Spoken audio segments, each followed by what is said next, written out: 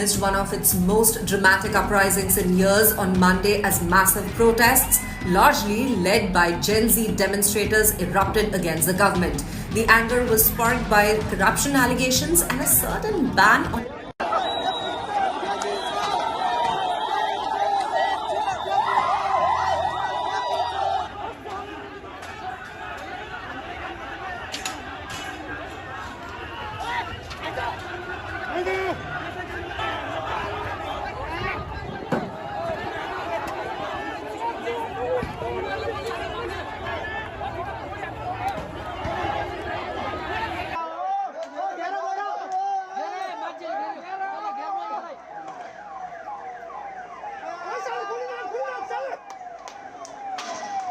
streets of Kathmandu against the move to block several platforms, including Facebook, X and YouTube.